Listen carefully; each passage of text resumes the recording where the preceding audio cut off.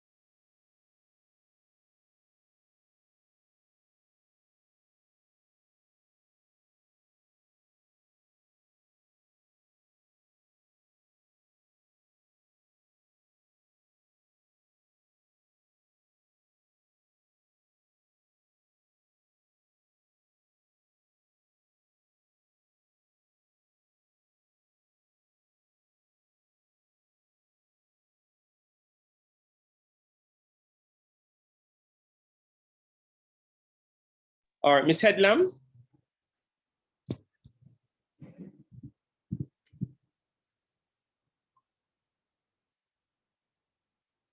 Miss Headlam. Misha, are you hearing me?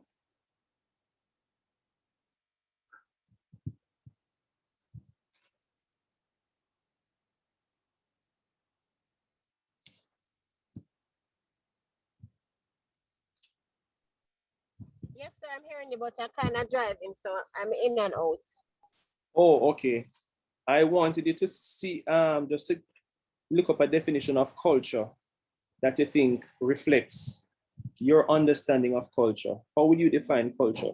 So I'll give you some time to look it up while you're driving. I'm sure at some point in time in traffic, you can pause and probably glance at a definition. For culture? Yes, for culture. Okay. All right.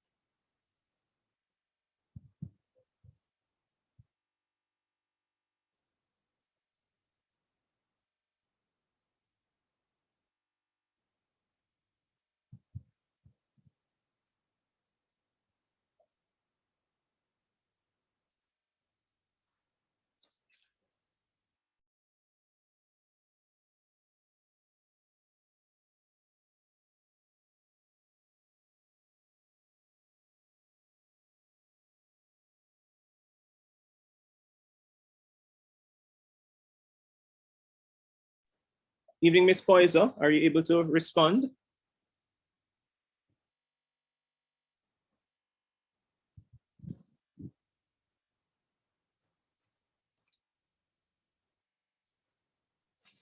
Miss Poyser. Good evening, sir. All right, so I want you to look up a definition of culture for me and or define culture for me. So you can look it up and then tell me what it means in your own words, okay?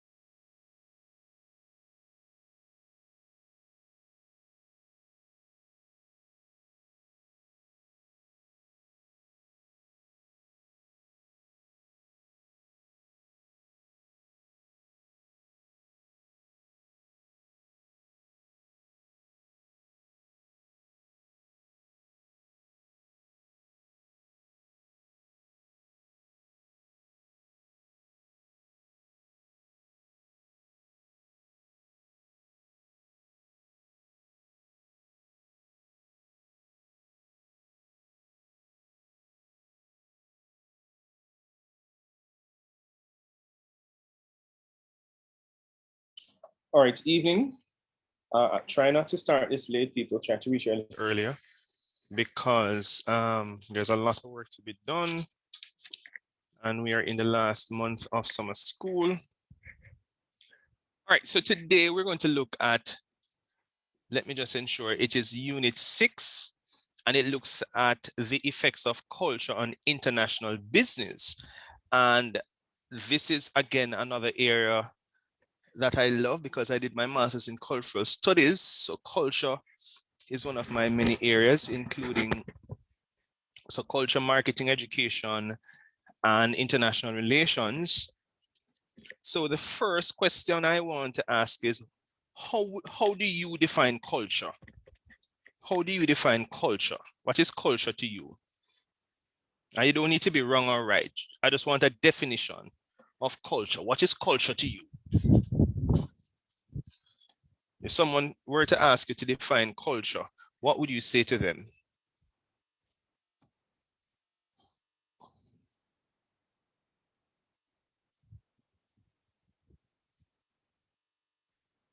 Kayla, Shanique, how any of you would define culture?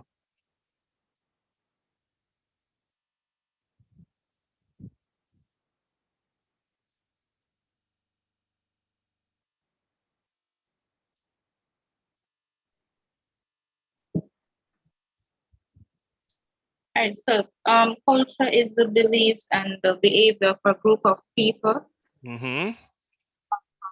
generation to generation. All right, so it's the belief. Just say it again for me. It is the belief, what and what? And behaviors of a group of people Mm-hmm. that is passed from generation to generation. So belief and behavior. That sounds like intangible culture. That is what we call intangible culture. So belief or behavior, those things are intangible. In other words, we can't hold on to them, we can't see them, we can't taste them, we can't touch them. So that's a definition of intangible culture. All right, so most people say way of life. And we can't talk, Shanique, but it would be good if you could post something in the chat so that we have a full discussion in the class. It's two of you, but I have to proceed because time is of the essence. So I want for you to think of culture as well as all the intangible and tangible things that people value within a specific area or society. Whatever people value or hold to be true. So it is all of the tangible things that they create that give meaning to their lives. It is also not some of the intangible things that are passed on from generation to generation that gives them some sense of meaning.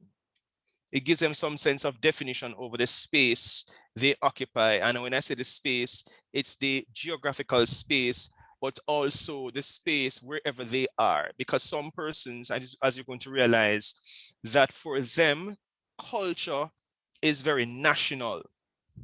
So you have culture, which is very broad. You have global culture, where it is a set of beliefs or practices that are shared by people across the world. You can think about some of these pop singing shows. For example,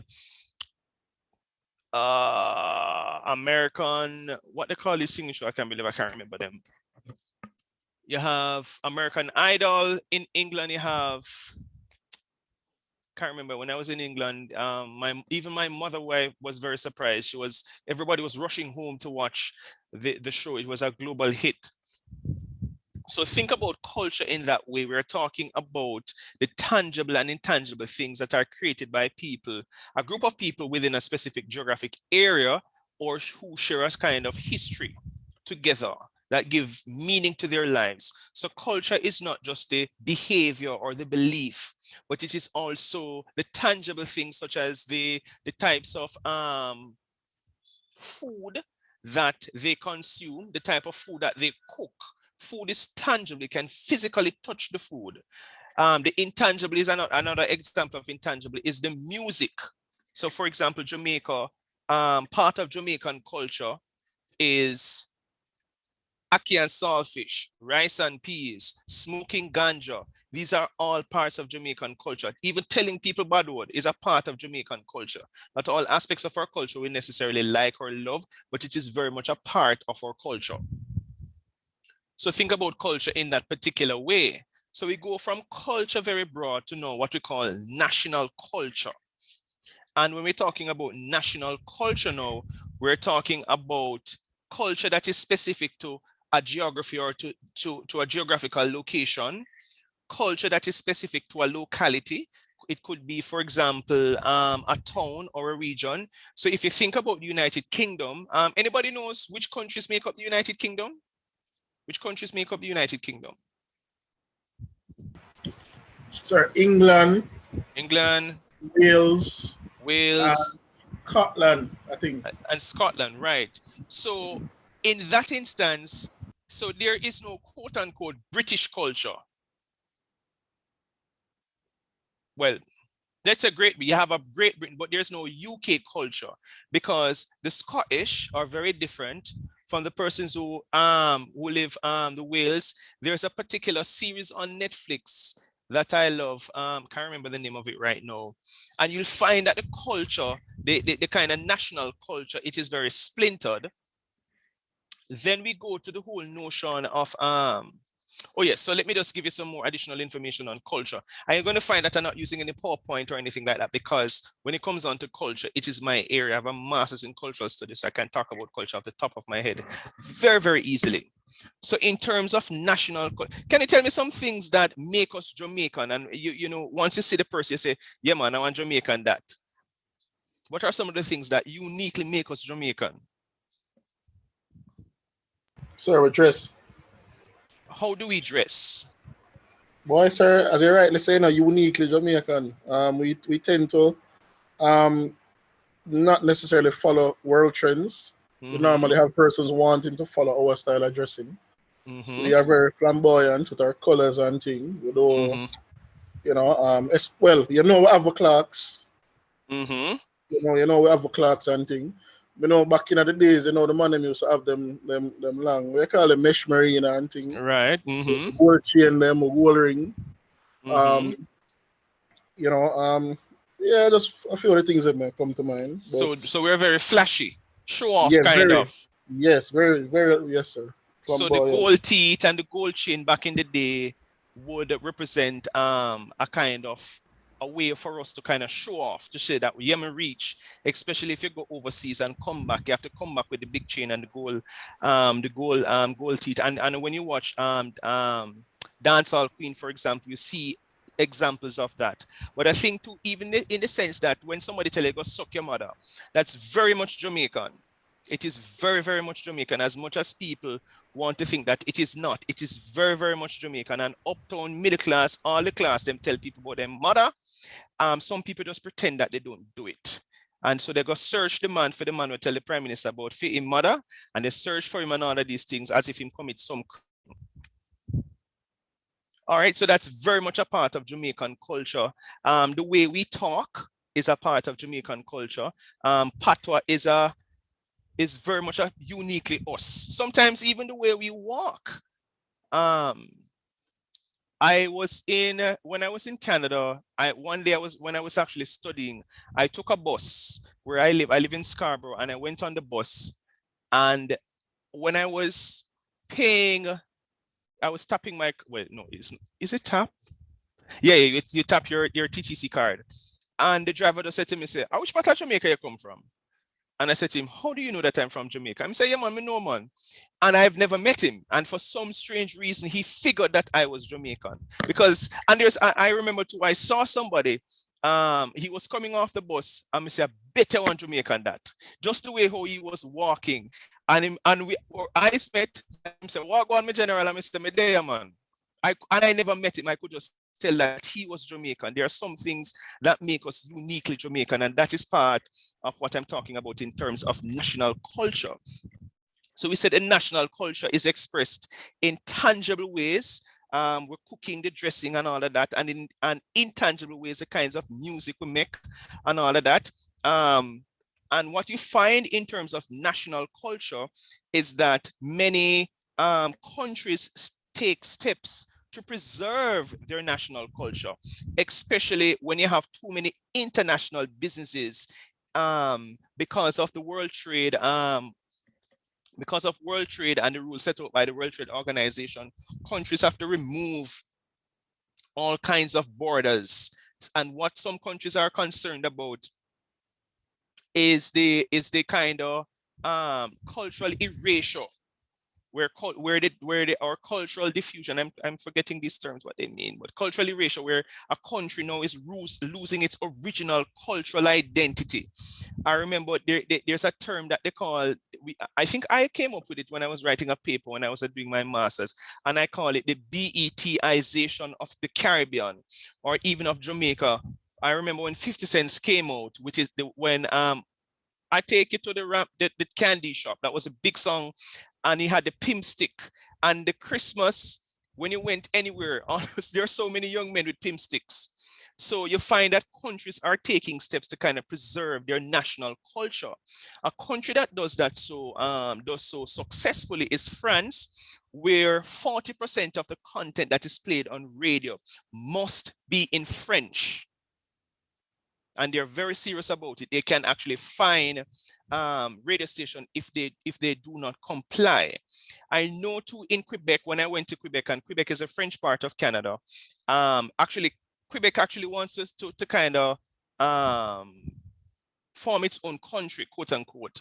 They are very adamant about speaking French because French gives them their identity. And that is a part of, quote unquote, their own culture, or their own, quote unquote, national culture. And a country such as Canada doesn't have a, quote unquote, national culture. It is considered a multicultural society. And it means that business practices have to be more sensitive to the different kinds of ethnicities and races that are going to be interacting within a certain space. So we spoke about culture, national culture. Now I go to subcultures. And you can take notes in terms of subculture, because these definitions I know I'm going to bring a question on culture on the final exam. I'm submitting the paper on Friday. I should have submitted it a long time ago, but I have so many things doing. So I'm submitting on Friday. Subculture now is where a group of people who share a unique way of life within a larger dominant culture. So I should be able to find a little image that I can show you in terms of subculture. Let's see what Google comes up with. So subculture. We usually have, when I used to teach at UA, I used to show it. How do I?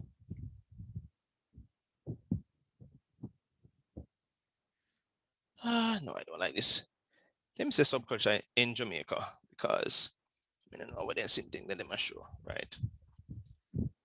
I don't know some of those share screen.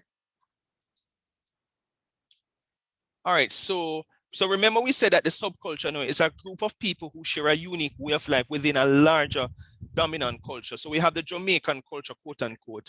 And then within Jamaican culture now, you have a group of people who kind of separate themselves to some extent from the larger dominant culture. And one example would be Rastafari. Rastafari would be seen as a kind of subculture from the dominant culture. And it's very important for a lot of people to have their own subculture, because their unique way of life is a little bit different from the dominant culture. So Rastas, for example, and I'm talking about true Rastas now, not the one that we put on locks and them are fashion. No, not dread. I'm not talking dread now. I'm talking Rastas now. They are vegetarians and they lock their hair. They live a particular way of life. They smoke marijuana because it's part of their own religious cosmology. So they have their own culture, quote unquote, within the dominant culture. And this is why it is called subculture. And here are some other examples. They tell you examples of the skinheads. These are other subcultures that exist in other places. The unique example of subculture now, in another area country is in China. Let me see if they bring up this country. This set of people, the Tibetans. I'm not seeing the Tibetans, but you know that China, for example, has over 1 billion people, right? You know that, right, people? But the year did enough, sir, but I don't remember the exact figure. Yeah, so it is over 1 billion people. All right, and here is an example. So, no, this is actual, I don't think this, right. So China also quote unquote, Taiwan is considered a part of China. And Tibet, you have the Tibetans in China. And there's this big quote unquote war at the international level because, for example, Hong Kong wants their own independence and Taiwan wants their own independence. All right. And what happens is now that these other quote unquote countries that have been enveloped by mainland China, they have their own subculture, they have their own sense of identity, especially the Tibetans. So subcultures are very much a part of the mix in terms of any conversation about culture. And we soon get into how all of this fit now within the international business context. Because of course, if you're going to set up a business in any particular part of a country, you must understand the local culture and what is dominant and what is subculture and so forth. Another component of culture that needs to be taken into consideration is how the physical landscape might affect the cultural behavior of people. Can anybody tell me what could I be talking about when I say the physical landscape? So the physical terrain that people have to live in the country. The country has various kinds of features, land features, and how this can affect their cultural behavior. Talk to me. What do you think I mean by that? Can you think of any example? Any examples? I'm not too fully understand the system, yes, sir. All right, so I'm saying, so Jamaica, talk to me about Jamaica. What do you know about the physical landscape of Jamaica?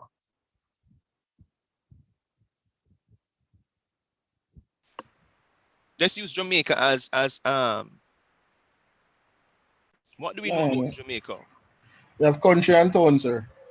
All right, so you have rural and you have urban, yes. Anything else 14. about the physical landscape?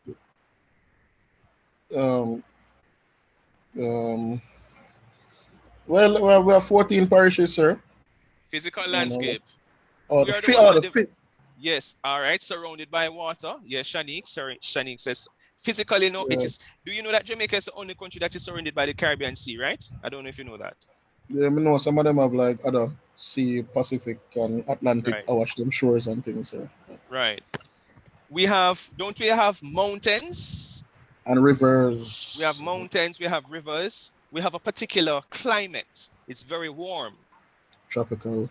Right. So it means, therefore, that an international business that sells winter gears could not come and operate in Jamaica. Fair enough? You know that some of them would have weird. Well, we have a way of reinterpreting things. Yes, we have a way of kind of changing. That's the beauty of Jamaicans. We are really brother Anansi. We know how to take things and turn it on their head and do our own thing. So the physical landscape indeed affect, for example, people's cultural behavior, because it's going to affect the types of products that they purchase and also the kinds of services that they engage. So an international business now also has to bear in mind how the physical landscape impacts the cultural behavior of people. Make sense now? Yes, sir. The other term, so let me just put in the chat that some of the terms that we have spoken about. What's the first term we spoke about? We spoke about, all of this is coming on the final exam. Culture coming on the exam. We spoke about culture. Then we spoke about national culture. Then we spoke about subculture.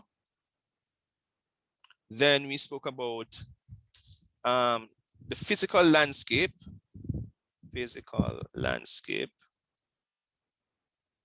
And now we're going to go on to the notion of ethnocentricity. Anybody has ever heard that term? Ethnocentricity. Have you ever heard that term, ethnocentricity?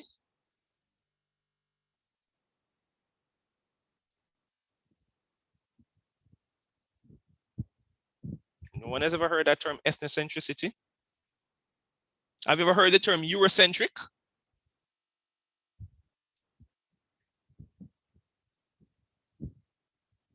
Me hear it, sir, but I really follow it up. So, you know. I mean, centric would have to be like something like surrounding, you know. I don't know, sir. But I try to explain it, but I can't.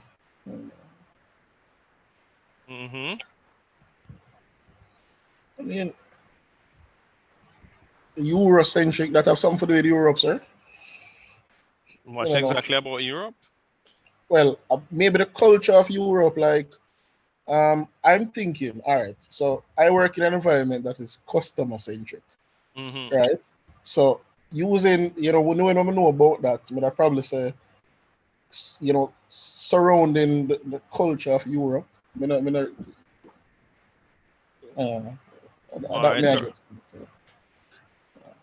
surrounding culture of Europe. All right, yeah, you're trying something.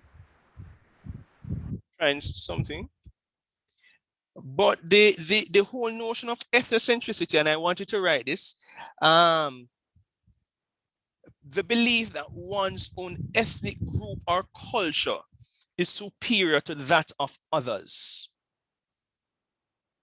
The belief that one's own ethnic group or culture is superior to that of others.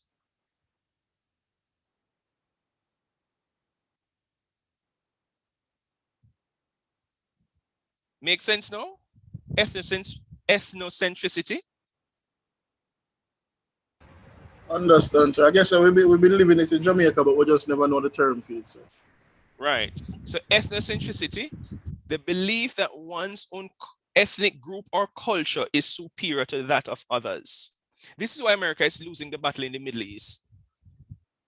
This is partly why they're losing the battle in the Middle East, because they're trying to, quote unquote, spread democracy. And they don't understand that these people don't want no goddamn democracy. They don't want that kind of democracy in their country. They want to live, they want what is called a theocracy.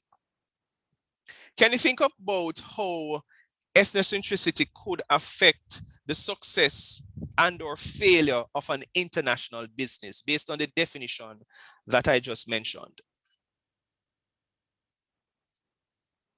All right, well, sir, let's say you have a business that makes clothing, sir. Right, you know, you may have a culture that dresses a certain way. More conservative. Like, yeah, very conservative dress. Like the Middle East, of course, you know, the women or the normally dress wear.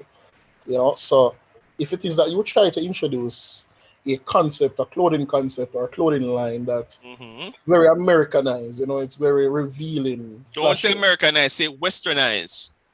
All right, sir. All right, Westernized, sir. Westernized. But I believe all that come from America. No. People dress skimpy in Jamaica too. Stop the lie. People dress skimpy in Jamaica too.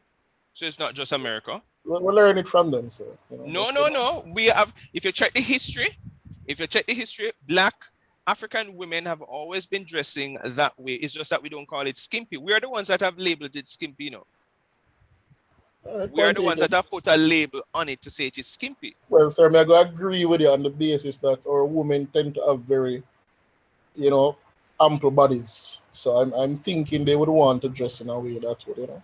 Not only that, you live in a hot country. Why should they cover up them body? The time is hot.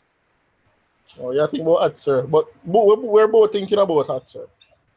But, you know, might have different, sir. But we get to you, sir. we get to you, sir.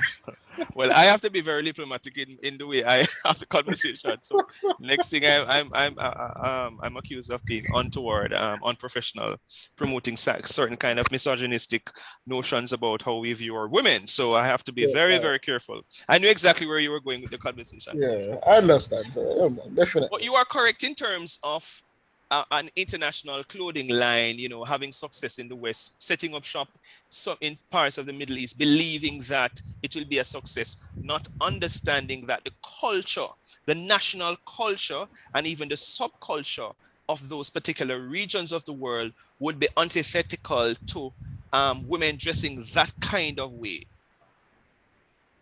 Let me show you a video about Starbucks. Well, that would not be, will that be? It really speaks broader to culture.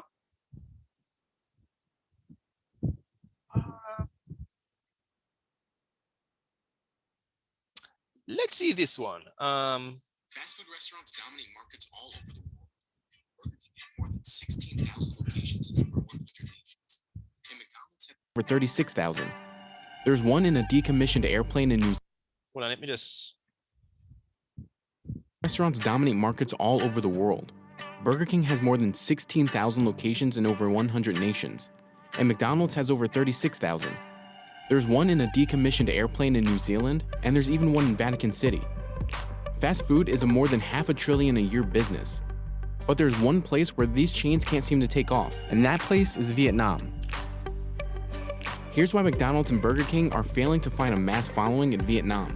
There was a lot of hype when McDonald's first opened its doors in Vietnam in 2014. The launch drew crowds of locals who waited hours to get their hands on a Big Mac.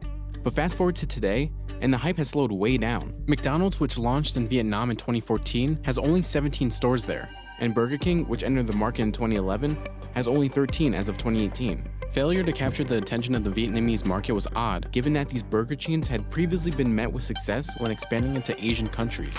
McDonald's has seen tremendous growth in countries like China and Japan, where it has thousands of storefronts in both countries. And Burger King has grown its franchise in Japan from 12 restaurants in 2008 to 98 last year.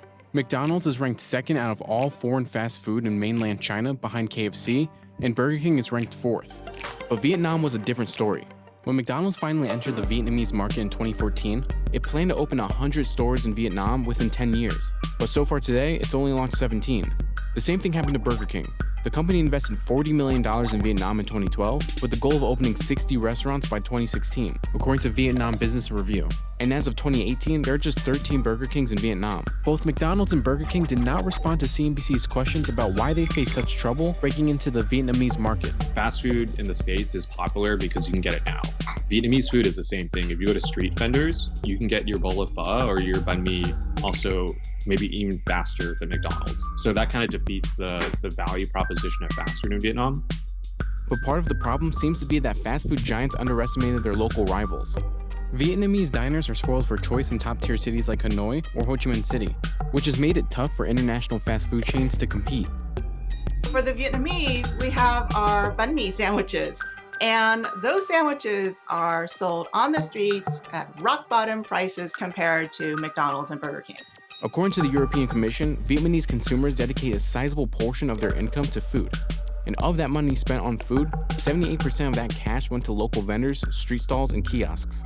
Just 1% went toward fast food restaurants in Vietnam. Vietnam's food service sector has over 540,000 outlets. Over 430,000 outlets are local vendors and food kiosks. There's nearly 80,000 full-service Vietnamese restaurants and almost 22,000 local bars and cafes. But as for fast food chains, they account for just over 7,000 outlets in Vietnam.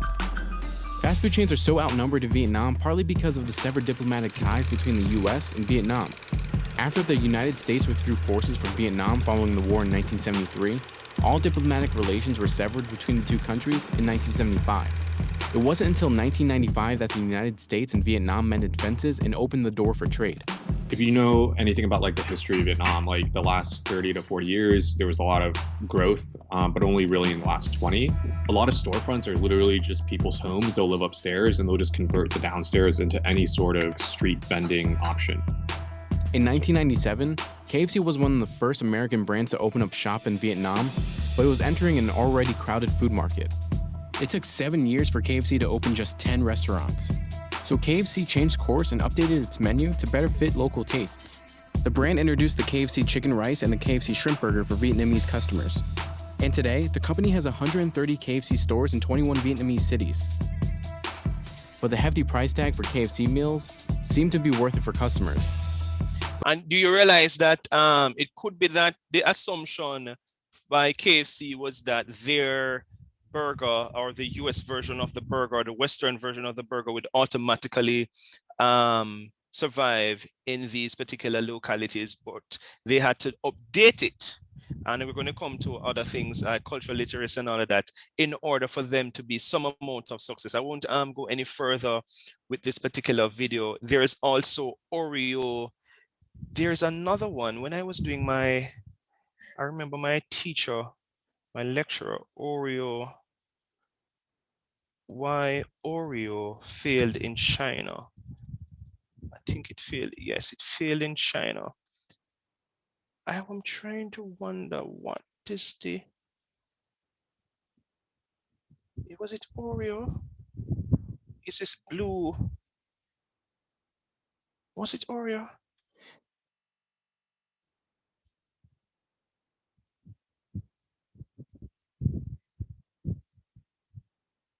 I think it failed and they relaunch it or something like that.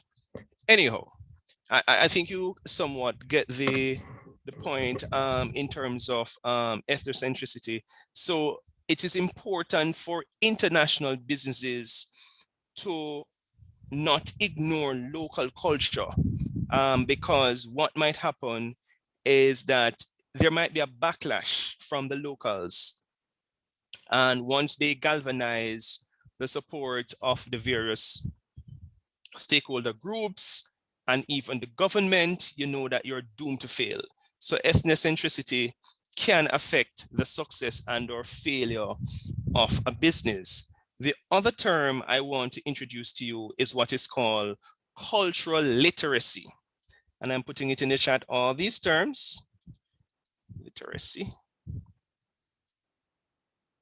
cultural literacy, and it means detailed knowledge about a culture that enables a person to work happily and effectively within it.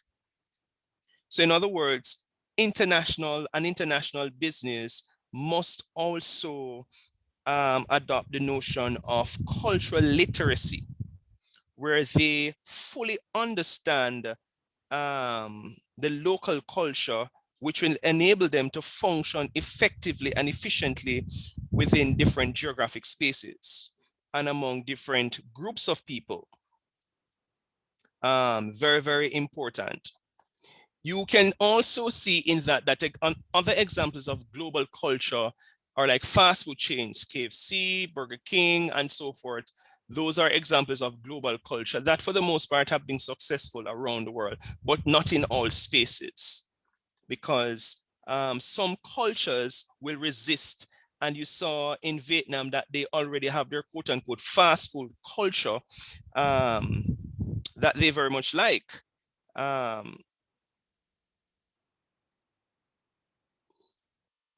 And adopt. The other thing that I want us to talk a little bit, any questions or comments? Are we understanding what's happening?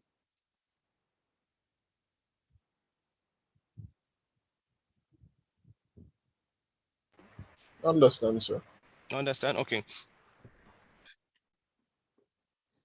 All right.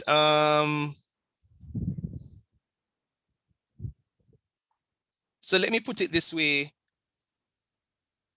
International businesses, I'm putting in the chat, a few things that international businesses and their managers should consider when establishing themselves, and I'm not writing what the entire word, in different countries. One, they must be culturally adaptable, meaning that they must be able to alter the kind of what we call organizational culture so that there's a fit between the organizational culture and the culture of the locals. They must be able to bridge the gap in terms of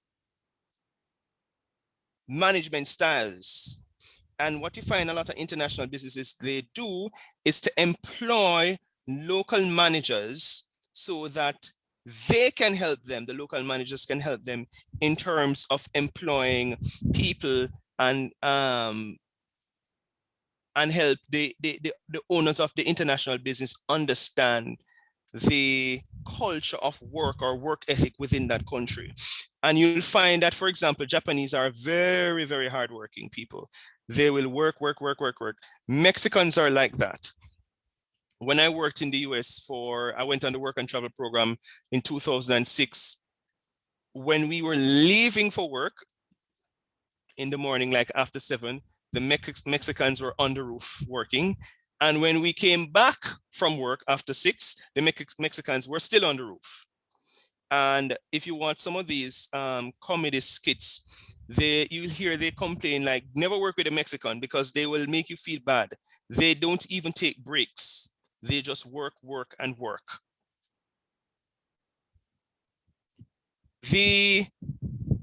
Now we want to get into elements of culture. Elements of culture, putting that in the chat, elements of culture. And the elements of culture are values and attitudes. Values and attitudes, manners and customs, social structure, religion, really, or the absence of it, personal communication,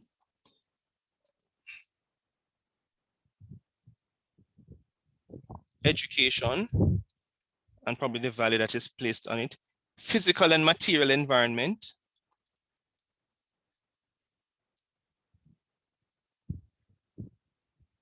and aesthetics. Let me just watch the time for the presenters. Oh, at this point in time, I am going to pause and allow the presenters to do their stuff. Today we have,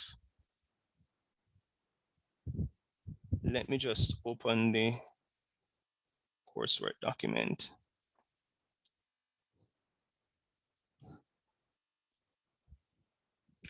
Today we have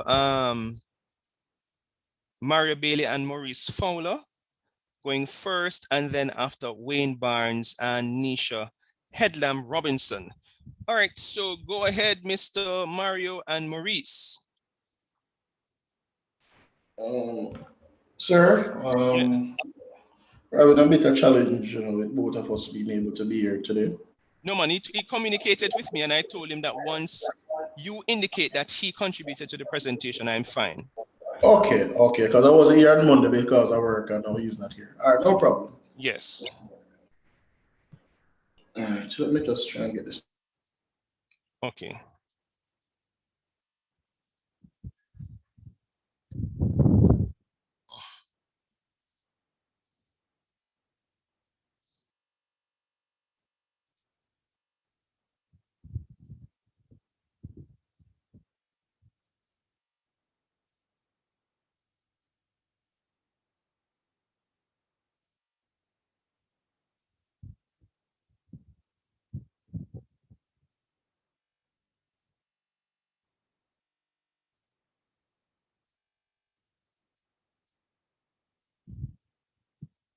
You're going to share screen, Mario?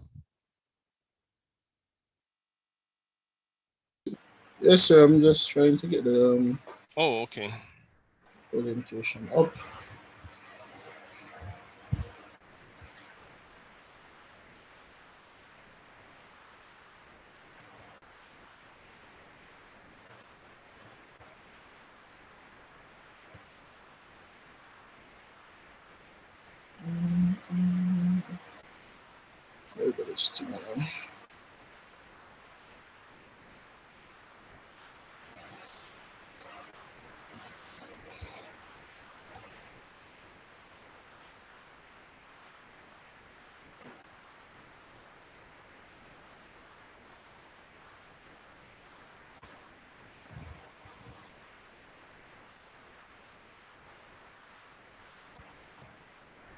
Everybody seeing are you all seeing the screen? Yes, I am seeing a screen, so we all should be seeing a screen. So is there like a time limit on the presentation? No more than 15 minutes. Oh, Jesus. Well, go ahead. Let's see what happens because we have another presentation as well. So yeah, let me try and just go through as quickly as possible. No, don't go through as quickly, but we want to understand the content. All right, no problem. Okay. All right, so good afternoon, everyone.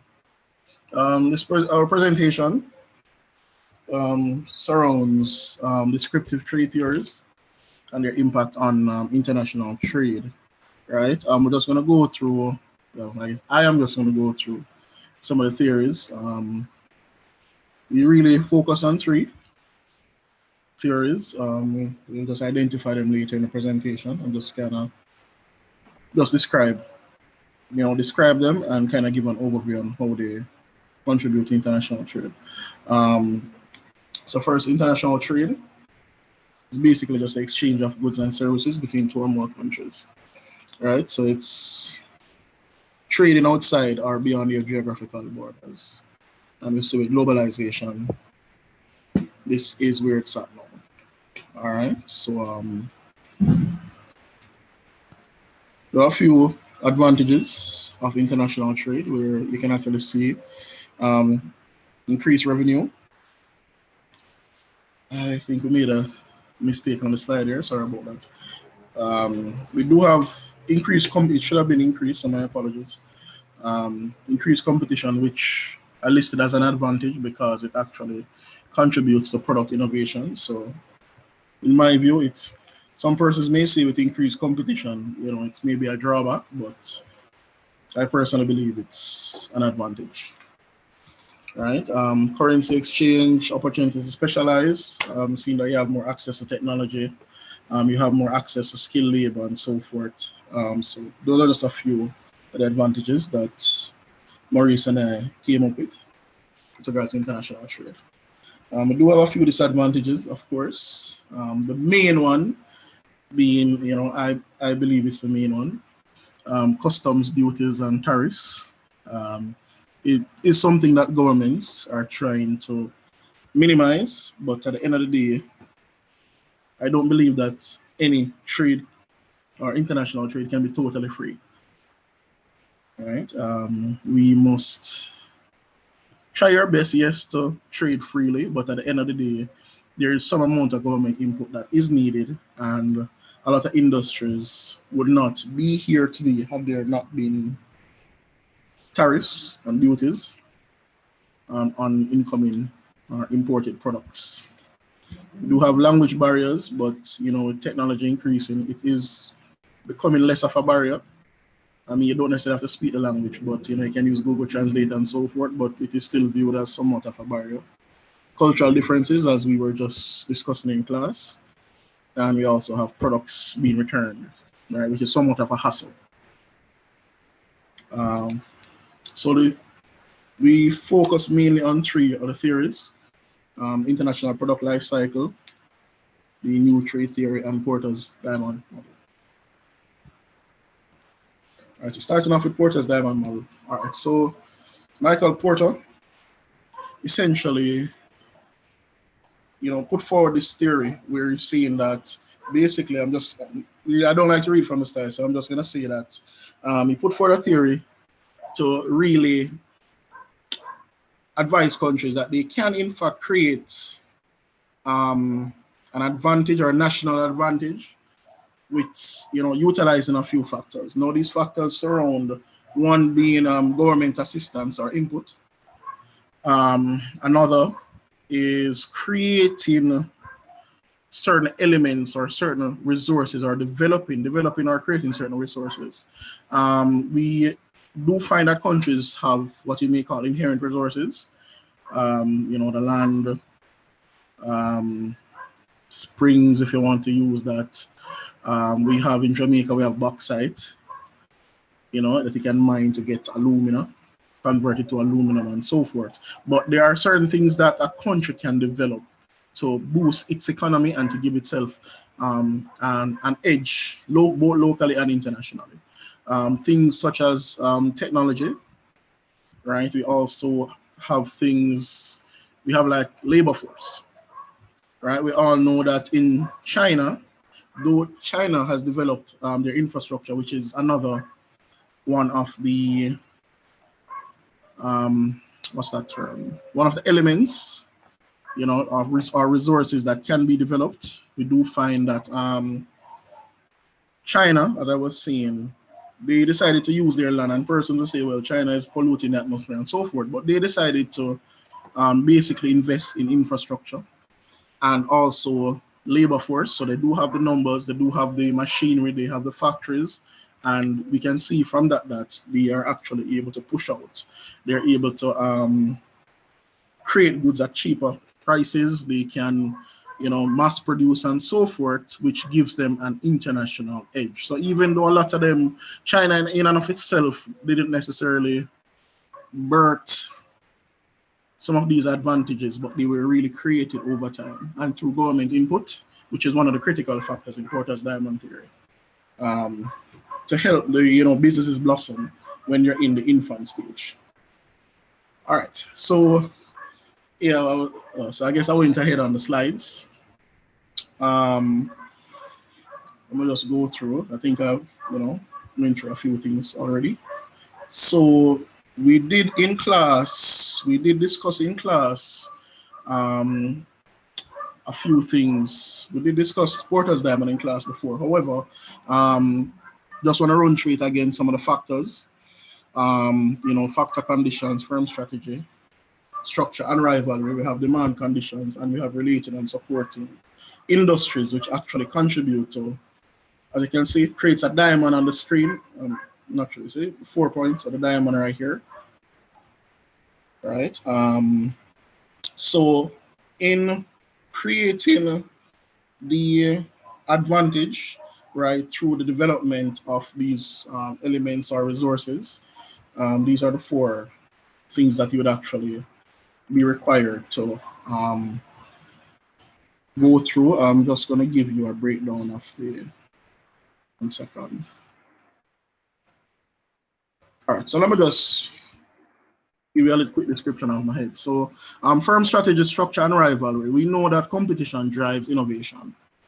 Right, so at the end of the day, if it is that you want your industry, your market, your economy to grow, your business, your firm, whichever it is, we must have strategies to increase our innovation, because no consumer wants a boring product, right? At the end of the day, you're going to lose out if it is that you don't come up with proper strategies to really put you ahead of the competition, both locally and internationally. So one of the part, you know, one of the elements in Mario, but is that description or prescription? If it's description or prescription, right? This would be in my, well, it would be descriptive, sir. What is the theory describing? Porter's diamond theory. Yeah, what in terms of international trade, what exactly is it describing? Okay, so Porter's diamond theory is actually giving credence or trying to describe the advantages that can be developed within a nation. Mm-hmm. Right? However, I will say, I get where you're going with that, sir. However, at the end of the day, the reason why I believe this theory is descriptive is that the government input is minimal, and we also have industries that are separate and apart from the country in and of itself, right? So it may be within the physical borders. For example, we have, I was going to go to related and supported industries, right? We do have some industries that have really blossomed, right? Even though they're within a certain border, we have Hollywood, we have the Silicon Valley. They may have in the initial stages developed with governmental assistance. However, at the end of the day, right now, that is not needed, right? So they are really, I would say, this theory is more based, it's more pushing firm based instead of government based. It just asks or requests some amount of governmental assistance, but that's in the infancy stages, sir. So thus descriptive. All right, continue. Okay. So so yes, moving on to related and supporting industries now. As I just stated, there are a few examples. we have Hollywood, right? And we also have Silicon Valley. Those are two industries or examples that Maurice and I focused on. We all know that, I'm not sure if you are aware, but the Silicon Valley is basically a technological hub, right? In the United States, where in the 90s, when there were the technological boom, computers and so forth, in the Silicon Valley right now, we can find a multitude of different companies or firms that are contributing to the technological development, but not necessarily within the country alone, but on a global scale. But one of the things that actually makes this so unique is that within that geographical area, you have all of these industries that support each other. You don't necessarily have to look far to get assistance. You want to source a few microchips, there's a company across the street. You want a programmer, there's a company down the road, right? So the importance of related and supporting industries is vital in the development of any firm, especially if it is that you want to get it off the ground. Sometimes as a single firm, you may not be able to breach, the ceilings that are there that would, prevent you from really making your mark in the international market. However, if it is that you can minimize certain things, transportation costs, you can also come together. If it is that you are close enough, maybe like a cluster. We did discuss cluster in one of the previous classes. You can come together, you can innovate, and as a team, you're more of a force to be reckoned with. So that's just my explanation on the whole related and supporting industries. Demand conditions would be, at the end of the day, you want to meet the demands of your consumers. However, you have to know these demands. You have to know what it is that your consumers want. You can't create a product that nobody wants, right? So it is vital to actually know what it is that you want to produce and actually know if it is that it will be taken or customers will flock to it. They will want something like this. You actually have to look at the demand of the customer so you can match it with your production schedules and so forth, so you can actually remain competitive and viable. Yeah. All right, so moving on, new trade theory. All right, so the new trade theory is essentially a model that encompasses, I don't want to say a few theories, but it's essentially a new way of looking at economics or international trade, or just trade in general, which it basically, I would say, take pieces of many different innovative ideas or theories and kind of merge them to create this one trade theory that actually seeks to, and I think it's probably, in my mind, the most popular trade theory at this time because it has been developed. The thing about this theory is that it's developed, right? So as time goes forth, it is enhanced, it is refined, even though it was basically established in the 1970s. And it was actually developed by economists, but there are certain amount of disputes. Some are saying that it's actually, school professors who came up with the new trade theory, but there's some amount of debate. But it is here, and it is a model in which companies, according to the model proposed by these economists, it may benefit countries with a competitive edge in producing certain items to first protect trade in such goods. So essentially, what this means is that initially, when there was, what's his name? Sorry, sir. Comparative advantage, Adam Smith. Right now, comparative advantage, there were certain factors that weren't necessarily taken into play, such as transportation costs of the goods and services. We all know that the whole comparative advantage wasn't necessarily ideal because when one would, you're basically just looking at the cost of producing the good. that alone in and of itself can't actually be all there is to trade, right? We do have a lot of factors that, I mean, if countries alone, if you could look at comparative advantage and just decide that, hey, it costs, you have a comparative advantage because you actually have to, you can create this good for a lower cost. You would probably be a millionaire, probably billionaires. But when you look at the cost of moving the goods and so forth, you may end up being in the red because of transportation costs and so forth. So, so essentially, the new trade theory basically seeks to combat all of those things, and kind of, and I'm trying to find the term. 1 second, sir. But all right, I'll come back to this. Sorry, but I'll come back to it. I'm just trying to find that term. It's not coming to me right now. All right, so let's move on. International product life cycle. This is probably the longest one. So the international product life cycle basically is describing a product from through 3 different stages. It's really 3 stages. However, some persons have broken it down into 5 stages. All right. However, what this theory is trying to describe is the development of a good from inception, from creation of the good itself, to it being used within the borders, the geographical borders of the era that it was produced, or the country that it was produced.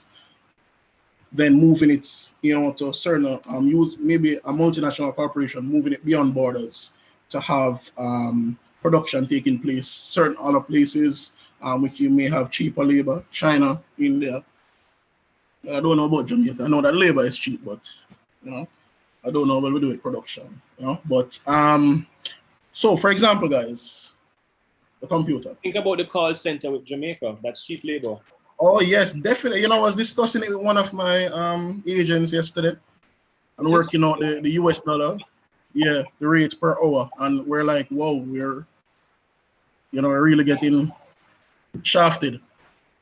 But it is what it is. Or one of my arguments as a part of management, I guess I had to convince them that guys, at the end of the day, the government wants to stimulate the economy, and we have to make it attractive to investors. So we have to give them a bly. I guess in the beginning, let them do them thing, bring in investors, and then afterwards, when we develop ourselves, we can demand what it is that we want. But we'll see where that goes. That's a story for another time, So the computer, right? So for example, when the computer was developed back in the late 70s, 80s, it was really only used in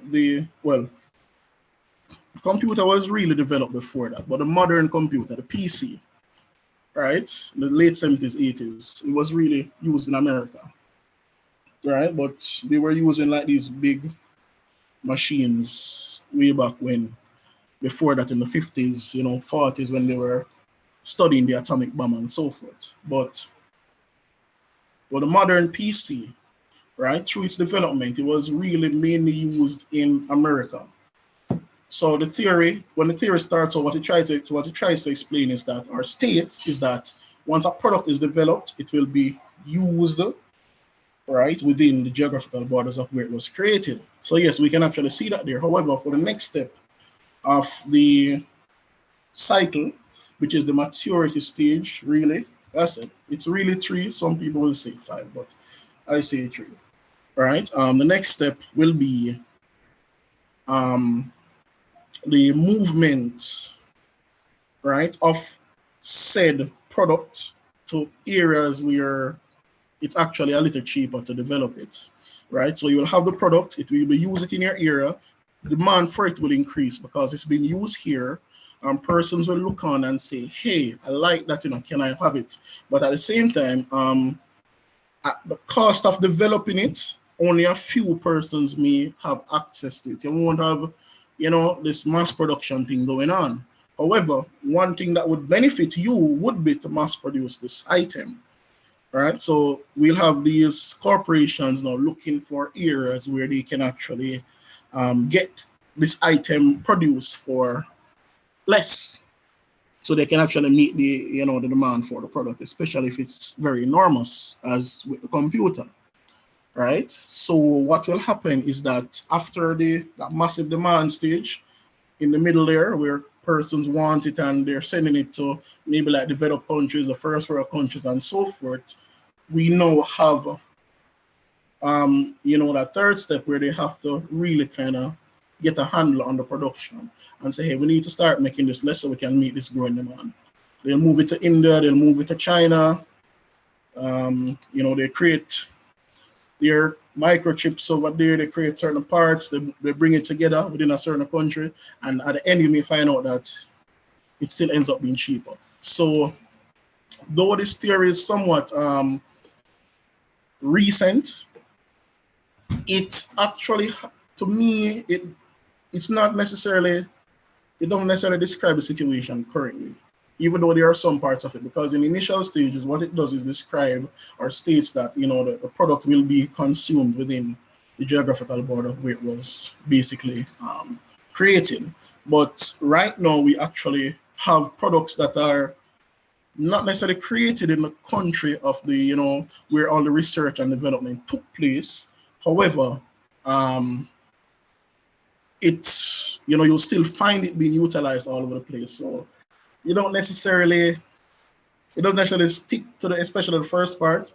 Maybe back in the 70s and the 80s and the 90s, sure, but will increase globalization. You will find where the first part doesn't necessarily go through. But the main factor, as I stated here, is really the cost cutting. So they want to cut the cost. So you have this is just a little graph which shows the volume of sales over the time. So the initial stages, the development, introduction, research and development. A little bit, you have to be careful though, and I think when it comes down to the product life cycle, you always have to say, for example, the international product life cycle, because you have marketing that is called the product life cycle, which is not necessarily the same things. Remember, with this with this particular theory is that the product is originally developed in a developed country where there is a higher income per capita and there's higher purchasing power. Then in the second stage, it goes to, as demand increases, it goes to other developed countries as well, because the original country that developed it does not have it might be a little bit too costly to continue developing things there, so they move additional production to other developed or advanced countries. After that, now they start going further out, where they are now looking at developing countries, because there is also demand in those countries. But what they want to do is to reduce the cost of production, reduce the cost of production while increasing the overall production of the thing, the amount that they can produce at the time. And I think I used a term, I can't remember the term that I used at the time, economics of scale, where what you're really doing, you're producing more with less. So this is why, for example, many international business come and set up shop in countries such as Jamaica, because the wage is down and the production cost is down as well, but they are able to mass produce it in those particular markets. So be careful of mixing, conflating the product life cycle, which is specific to marketing, versus the international product life cycle, which is very different, which talks about the movement of a product from its origin in a developed country into in its final stage into a developing country. Try not to conflate the two. It's very easy to conflate the two. All right? Got you, sir. Understood. My apologies there.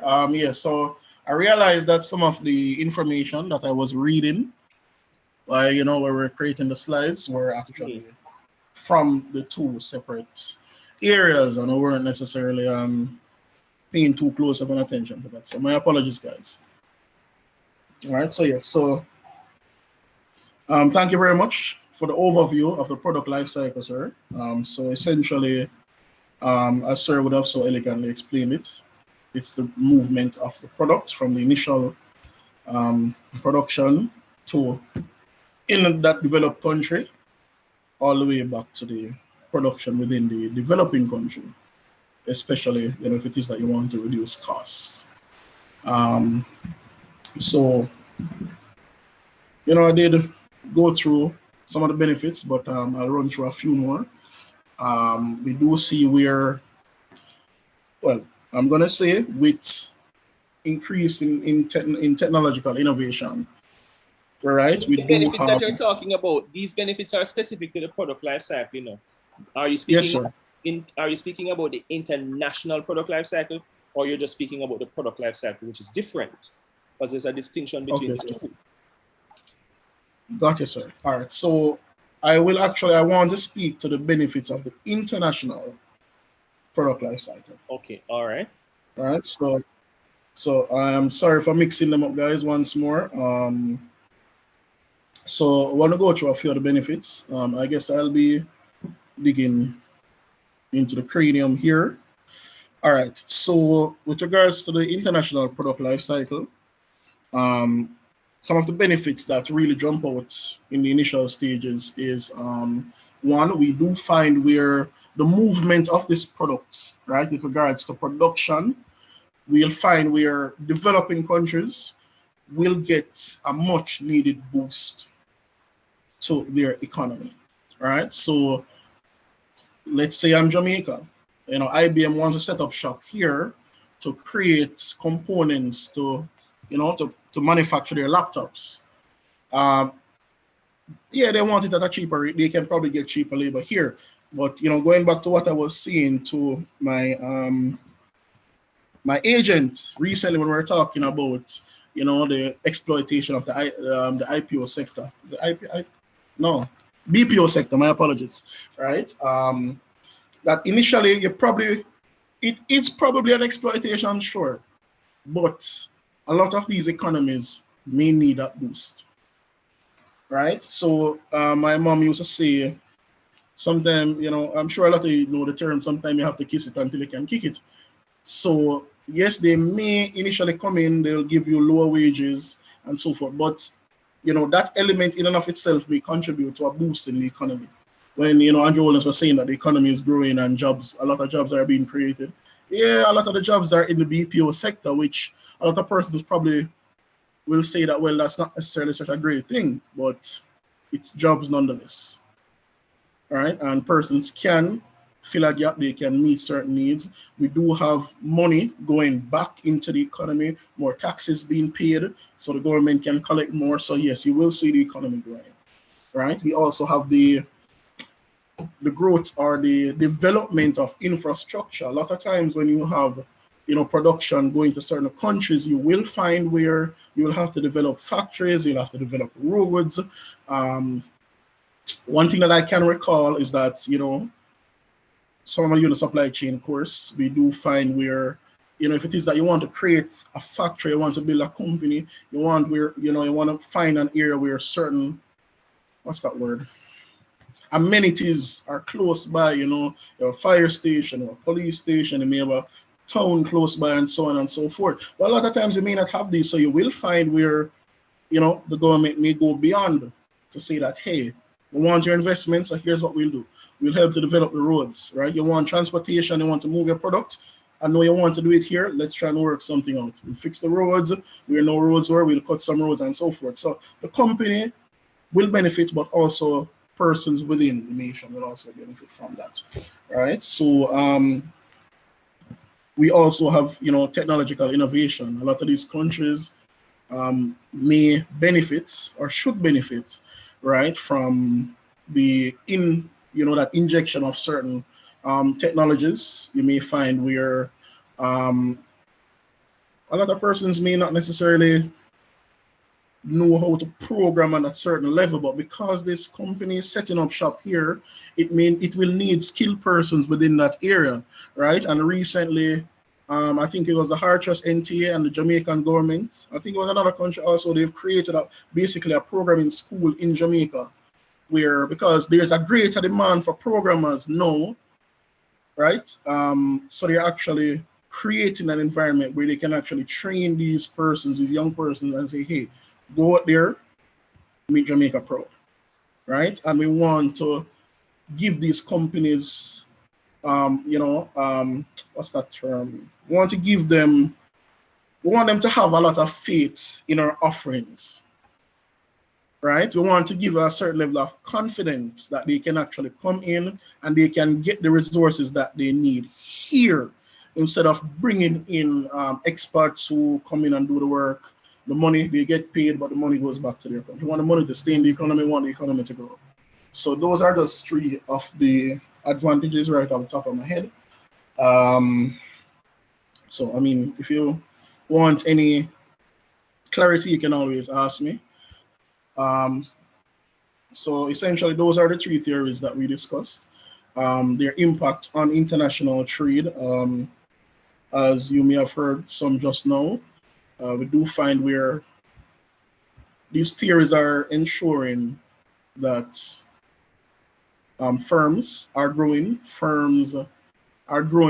beyond what they can actually do domestically, right? So they have to go international. They have to keep up with competition. They have to innovate and create products because international companies are coming into their local markets. So they have to meet demand, right? It's not a matter of if, it's a matter of must. You have to rise, you have to innovate, you have to create. And as such, you've got to find strategies to keep up with what is going on in the world.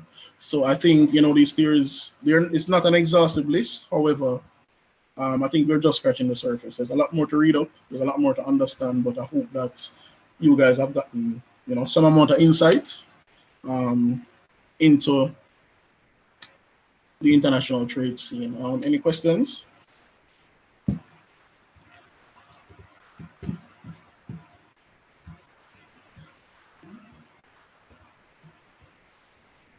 No?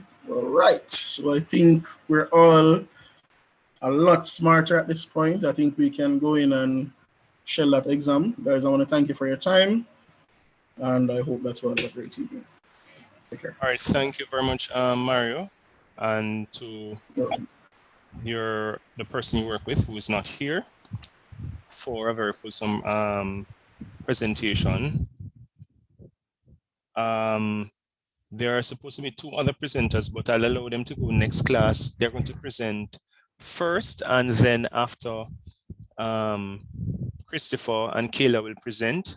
So Wayne and Nisha will present first next class, and right after Christopher. I want to use the remaining few minutes just to glance at the paper again, the research paper. Why this is not what I'm trying to share? Why this thing coming up with its own thing? I don't want to share this. God. All right, so are you seeing my screen? Yes, sir. All right, so as I said before, Wayne and Nisha are supposed to present today, but we don't have enough time, so they can go next class along with Christopher and Kayla. Oh, so we'll have 3 actually next class because Alex is also presenting next class. Okay, so we have 3. So we'll use the second hour to present. So the presentations will start at 8 o'clock. All right. I hope everybody hears that. Alex, you're here, right? You know you're presenting next week.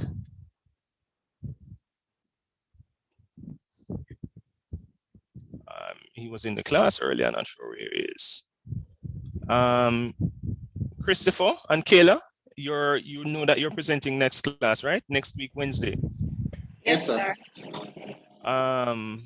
So Wayne and Nisha, you're going to go next class. We're going to do 3 presentations next class. Let's just spend the remaining time looking at the research paper. All right, so the research paper, all it really does is really, it's like you're writing an essay that is specific to these areas. All you need to do is to choose one area. First of all, you're working in pairs, or if you want to do it on your own, no problem. You're working in pairs and you're going to choose one of the areas.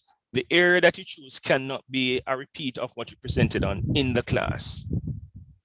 So if you know that you did theories I don't think I have theories there. I don't have theories. Oh yes, there's liberalism is can be looked at as somewhat of a theory. So there's the effect of trade policies on international trade and global logistics, something that you guys are pretty much familiar with. Globalization, MNCs and foreign direct investments, liberalism, globalization, and internationalization. So an example could be where, let us say that you choose to look at globalization, multinational corporations, and foreign direct investments. You probably can look at generally looking at how globalization has led to or has contributed to the spread of multinational corporations and foreign direct investments in Asia or in Europe or in something like that. All right, that could be an area to look at. Does it make sense, people? Make sense? Sir, quick question. Yes. I think I didn't miss something because maybe. So you're saying this research paper, right, sir? It's different from your tutorial presentation paper. Okay, so the presentation that I just did, right? I'm supposed to still give you. You have to upload that by next week, Wednesday. As in the presentation or the Word document, because I create, the thing is, I didn't know that the second part here should be on a different topic than No, you're confusing. No, you're confusing yourself, sir. Listen. Okay. So you do your oral presentation, but you write the paper and upload it. That's your tutorial presentation. Okay. Right. So okay, what you said today, I give you feedback, your classmates give you feedback, you write the paper and you upload, which is different from your research paper. So there's a tutorial paper and there's a research paper. Oh. Right. So this is why I know we end the tutorials next week, because it gives you time to focus on your research paper. Oh. Okay. Right. That's why I end it so quickly, because I want you to focus on your research paper. So the research paper now is different. So it has 4 broad areas, and you're going to choose one of the areas. Let us say that you're looking at trade policies. So number 1, effects of trade policies on international trade. You could just choose 2 trade policies. Okay, you could choose two trade policies and look at, let's say how the general agreements on tariffs and trade and the whatever impact has impacted international trade in the 21st century. That could be what you're looking at. All right, you guys supposed to can work out the international trade and global logistics. I deliberately put that because I know that you guys are studying the whole logistics and supply chain kind of thing. So this was deliberately put there for you to kind of marry what you're learning now with global logistics. Can anybody think of something that could be focused on for international trade and global logistics? Can you think of a topic or something? Sir, what about for international trade and global logistics? What about the effect of transportation? But I have the topic in my head, sir, but it's around transportation and how it's developed over the years, which actually enables. So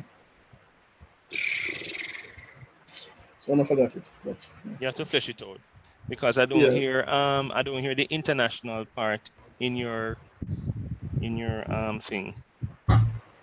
Essentially, how transportation has developed to allow for international trade to flourish, essentially, sir. Okay, it needs to be refined, but I see where you're going. Yes. So the impact of modern transportation on global trade. Yes, something like that, sir. Yeah. So the impact of modern transportation on global. But when you say modern transportation, you know that you have to speak within the context of logistics. Yes, sir, definitely. So you kind of have to. So the impact of modern, I don't know if it's logistics, transportation, or supply, whatever it is, the impact of modern supply chain on international, or the impact of supply chain on international trade, something like that. One of the things I always say to students is that you can type these things into Google for topic for ideas. So you might say effects of trade policies on international trade, and you're going to see several different things come up. And then you can kind of read a little bit, and then kind of decide what you want to focus on. All right. So it's not very difficult. And remember, I deliberately want you to work in peers. You don't have to do it with the person that you do the tutorial paper with. You can work with somebody else. What I'd want for you to do is to come next class with at least a topic so that I know where your headspace is. And then we can kind of start work out the skeleton of the paper. So I see the thesis, I see the topic sentences, I see the opening, and we say, okay, this is the paper. We can see the actual paper. Because I don't want to leave you on your own and then you write something at the last minute and it's not, it doesn't work out for you. Because I plan to mark them before you go into the exam. All the papers will be marked before you're going into the exam, so that you know exactly how to write and all of that.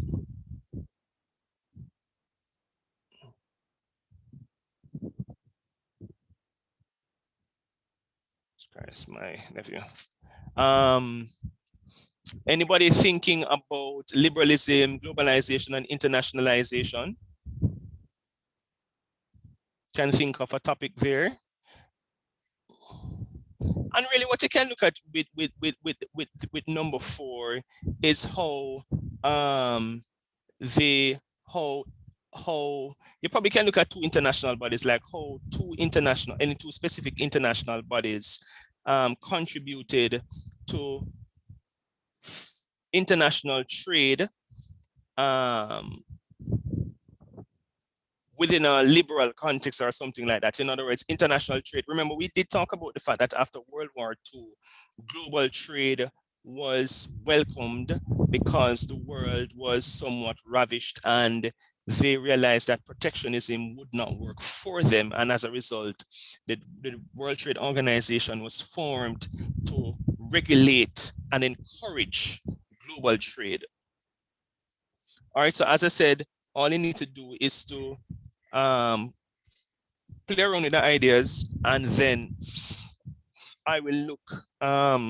Notice also too, it indicates to you the metric, how the paper is being marked. So it says research papers will be graded on including analysis and discussion, content, evidence of active research, and creativity in presentation in terms of how the paper is nicely put together and all of that. And next class too, I will walk you through now how to do in-text citation and how to write your references. That was something I wanted to do today, but time ran out because people, you have to come to class early, try to be as early as possible, because when you come late, we lost we lost half hour.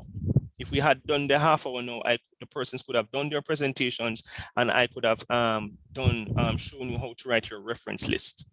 All right, so have a good evening, everybody. I have another class, another 2-hour class. I'm dying, yes. So have a good evening, everybody. And you can reach out to me if you're having any challenges. And so enjoy your weekend and I'll see you on Monday.